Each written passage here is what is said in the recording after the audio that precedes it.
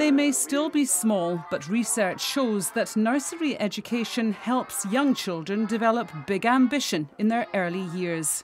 Logan, what do you want to be when you grow up? A dinosaur. Why do you want to be a dinosaur? Because I love to breathe fire. Childcare provision has become a hot topic in Scotland in recent years. All 3- and 4-year-olds are now entitled to 16 hours free preschool care a week.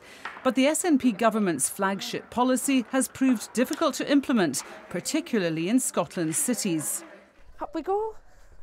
Here's all your friends. Sophie Patterson from Edinburgh can't use a local authority nursery because of her work pattern and has to pay extra for more flexible, private care. I think it's great that the government want to invest in childcare, but the realities of it are that it's not accessible to everybody, although it's an entitlement that we should all be able to access via our local authorities. It means that I have to pay a top-up, so I have to bridge the gap between the funding that the local authority can give the nursery and the actual hours that I'm entitled to.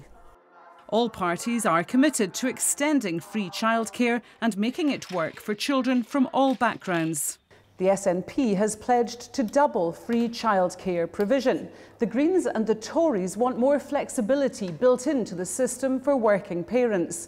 The Liberal Democrats want to concentrate on younger kids in disadvantaged areas where children would receive a starter fund under Labour. The focus on disadvantaged areas is widely welcome by those attending the Scaraway Nursery in North Glasgow, where parents and toddlers are being introduced to the benefits of preschool education for the first time. All the children and families are all playing together and learning together. What happens in those years, the very earliest years, is a very strong predictor of what will happen later on, further down the line for children. So if we can ensure that all children in their youngest years can have high quality provision to support the children and the families, then that can go a long way. But many parents here say more free childcare is needed before their return to work can make any financial sense. Some politicians are maybe slightly out of touch. They want people to go back to work and look for jobs and search for employment, but when you only have 3 hours a day free, when your child's in nursery, no one's going to want to employ you. It would be great because it would be less dependent on other people to deal with your children, and obviously you could work more and provide more for your family. But as the politicians pledge to boost free nursery care for all, there's a warning that existing problems with capacity and funding must be addressed first.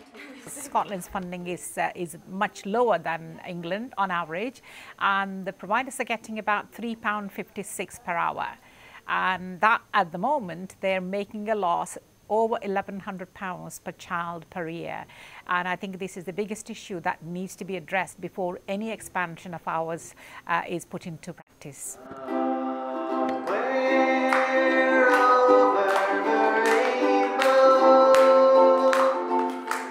A pot of gold may be required for the new investment needed in childcare, but as election day approaches, parents are urging politicians not to make promises they can't keep.